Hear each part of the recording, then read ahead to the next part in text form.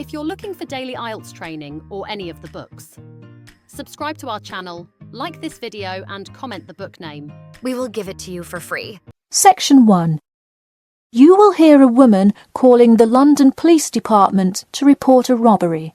First, you have some time to look at questions 1 to 4. Now we shall begin.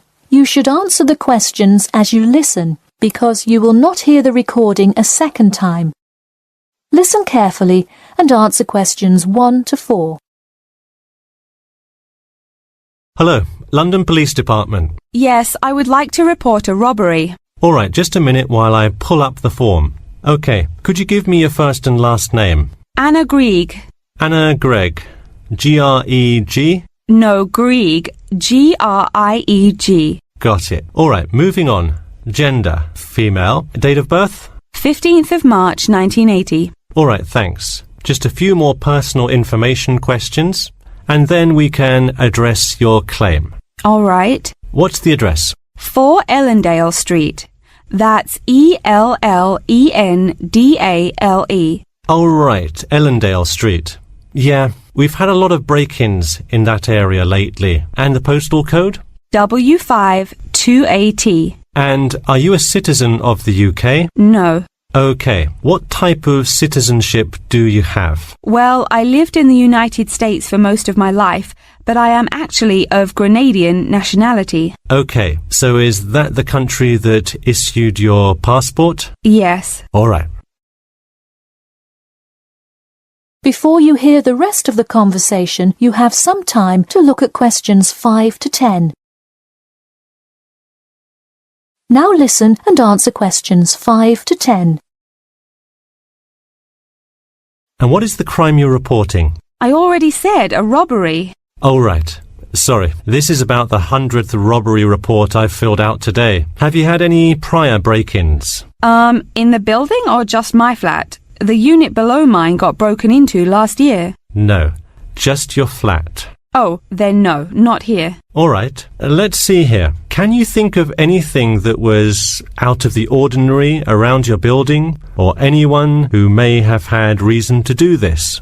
No, it seemed like just a normal evening. I didn't see anyone suspicious and can't think of anyone that would target me specifically. How long has this been your place of residence? Let me think. I moved in on February 1st and it's October, so it's been about 8 months already. Wow, time flies. And that is just for Ellendale, yeah? Yes, I have lived in the UK for just over 1 year. I see. Can you give me the first and last names of all members of the household? Actually, I live alone. OK, so no other occupants. And can you give me a brief account of what happened? I left to go to a dinner party at 6 p.m.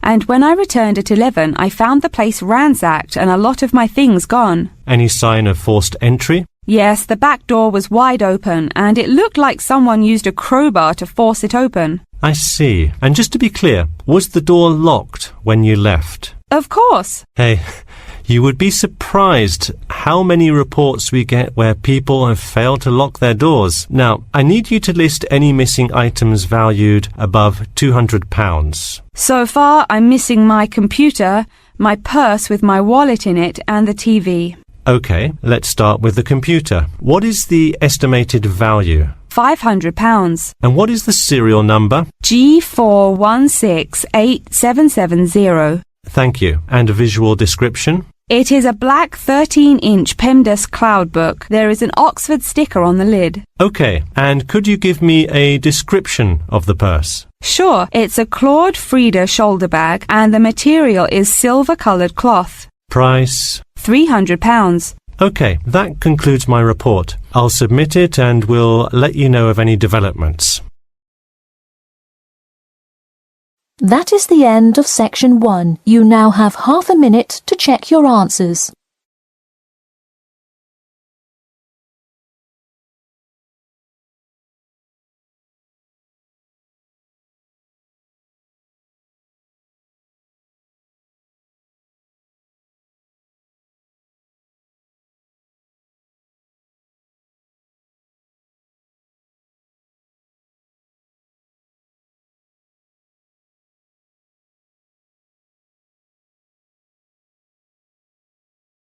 Now turn to Section 2. Section 2. You will hear two students called Mark and Gina asking their tutor for advice on the extracurricular project. First, you have some time to look at questions 11 to 14. Now listen carefully and answer questions 11 to 14. Hi Mark. Hi Gina. What can I help you with? So we were hoping you could help us with this extracurricular project. Sure. What is the topic? Attending business school. This sounds like a great idea. So you're going to explain the requirements for getting into business school? Not exactly. It will be more broadly about the experience, the academics, accommodation, and social experience that comes with being part of the business school. I see. So would your audience be the general public? Well, we would probably want more to focus on members of the institution. We would especially like to reach individual applicants to the business school. I see. Now, what form will this information be? You could give a talk to all the summer courses. All you'd need is permission from the course director. Or you could pass out information outside the student union. Those are both good ideas. What about sending out pamphlets in the mail? Most college students never check their mail. Maybe you could make a video and show it on campus. That's a great idea. We'll do the video. Great. And as members of the business school, do you have an incentive to attract new students? If so, this idea is a great way to do that. No, the idea actually came about because of how much students like us worry about their studies. Yeah, when I got into business school, there were a lot of things I had not prepared for, so the video would cover a lot of things Mark and I wish we had known upon entering business school. Right. Before you hear the rest of the talk, you have some time to look at questions 15 to 20.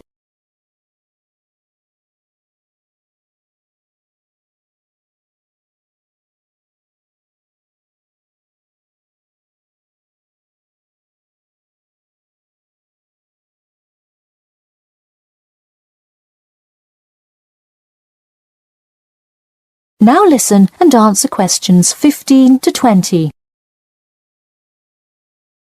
What would you talk about first? The first and probably most important section would be academics. Good idea. So, would you provide guidance on what courses to take? We want to focus especially on the approaches professors take, their teaching methods. It is far different than what students are used to in high school and even in liberal arts college. Good idea. And how long do you think you would spend explaining academics? We'll probably spend 7 minutes on it. We also have some ideas for talking about housing, food options and stuff like that. We're not really sure how to tie it all together though.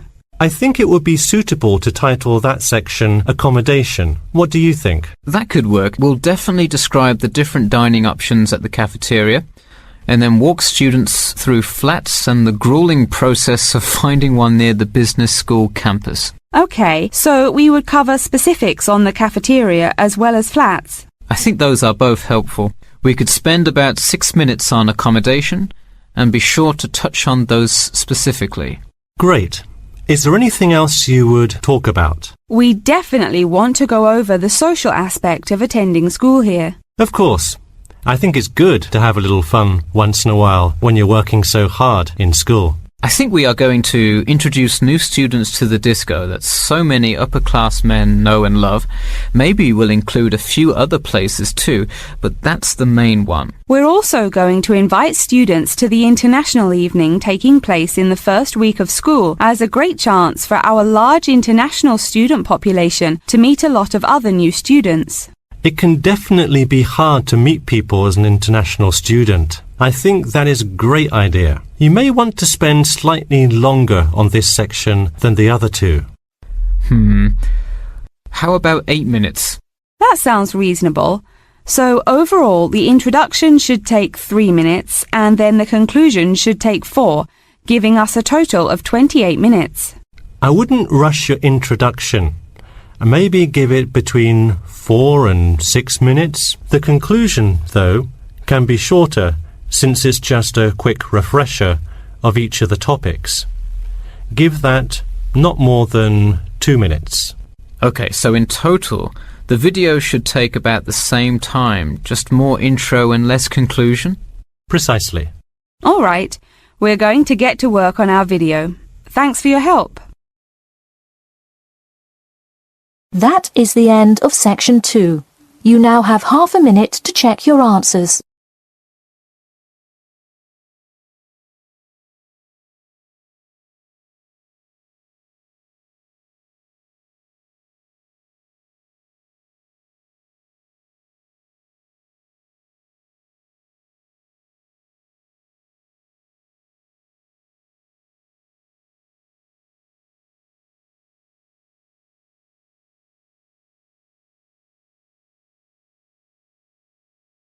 Now turn to section 3.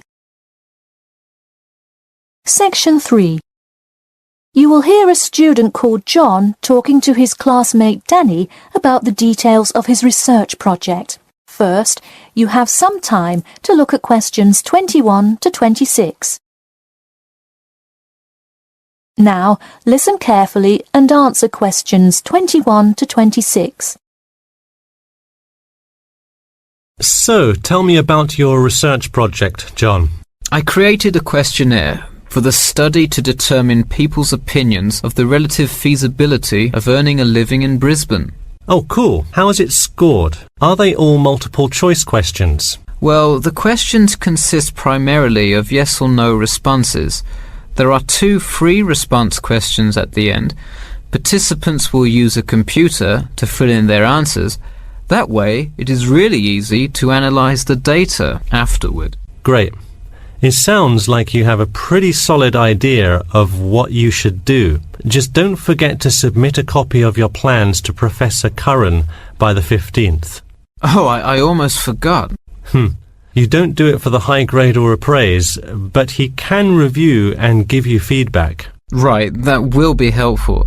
He has been conducting studies like this for 30 years now. Yep. Oh, and I'm curious. Are you going to be in the room giving subjects directions for the questionnaire? Well, I think the instructions will be provided by another representative who will not be analysing the data. I want them to feel they can answer and be completely anonymous, so I will not be in the room. Anonymity is really important for this study. I agree. Good idea. You should tell the representative to remind subjects to fully consider both sides of each issue.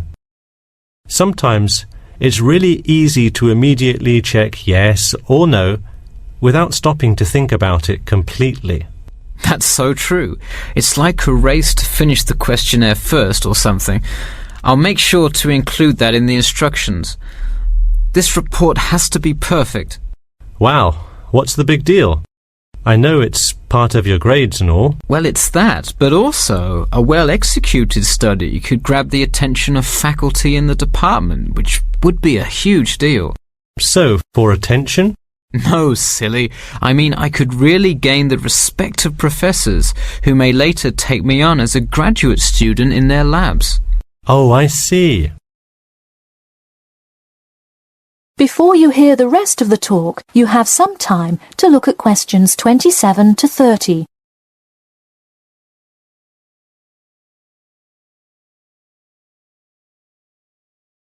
Now, listen carefully and answer questions 27 to 30.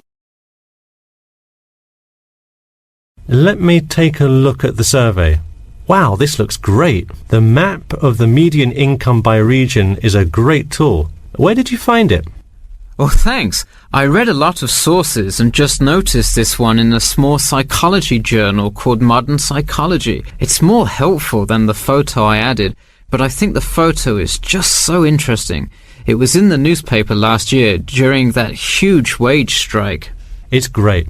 Probably not necessary, but it looks great. I don't understand. What is WKRX's involvement here? Oh, the radio station agreed to sponsor the study if I play their station in the room. Wow, interesting. So you don't have to pay for any of this? Exactly. Nice. Where did you get that idea? Last month, At the Psychology Club Council meeting, someone talked about how easy it is to get sponsorship from local businesses, so I listened to their advice and called around. I'll have to remember that. Well, this all looks great. Good luck. That is the end of section 3. You now have half a minute to check your answers.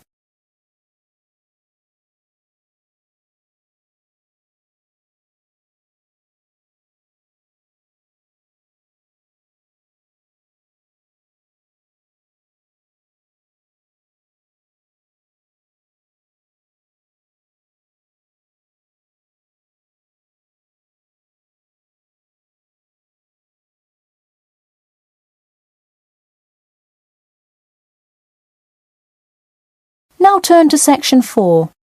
Section 4. You will hear the beginning of a lecture about the Pleasanton Town Market. First, you have some time to look at questions 31 to 40.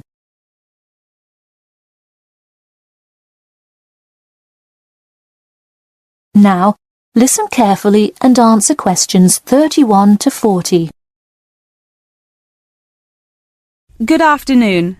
In the last few lectures, we've been covering the social and political pressures that influenced the rise of the rebellion of 1679. Today, I would like to focus on the Pleasanton Town Market. Now, why are we talking all about some market? It's not like it was the first market ever, or even a particularly large market. The Pleasanton Town Market is important because it is often mentioned in the literature found in the library. If you have ever been there, you have probably seen all of the handcrafted items sold there now. But what was originally bought and sold in the town market? In the beginning, the market sold products such as meats, furs, and simple tools. Over time, though, it became known as the place to find quality livestock. People came from all over the world to find the biggest and best cows, pigs, and chickens. In fact, the profits from the town market became the savior of a plummeting economy during a time of much turmoil. Not to be confused with the Reconstruction era, a period of rapid development came about in the 1660s as a result of the market's vendors contributing their profits to building up much-needed public facilities and defense, which would later make a huge impact on the outcome of the war. For many years, the market flourished and began to draw in large tourism crowds in addition to the throngs of livestock customers. However, as revolutions in farming came about, more people moved to farms far from the city centre. Customers grew more and more reluctant to travel all the way to the town centre for their meats, when they could easily choose to buy from local farmers near them for a fraction of the price. With such a fall in the profits of the town's major profit generator, some quality town planning was needed. In the mayoral election of 1668, a young man of little fame just barely claimed the popular vote, none other than the now legendary John C. Wiley. Wiley's first decision as mayor of Pleasanton was to deal with the quickly failing town market. The building with the large clock was a landmark that had symbolized growth in Pleasanton for a generation. Wiley decided to use the notoriety of the town market to set an example. During the historical Rotterdam Rebellion, Wiley gave all those involved lifetime prison sentences in the very same building. It stayed a prison for about 50 more years until they transported all remaining prisoners to other facilities and turned it into the historical monument today.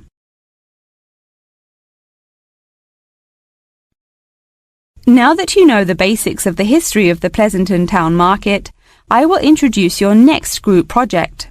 I want you to make a short film based on the real historical events that occurred in Pleasanton before and during the uprising.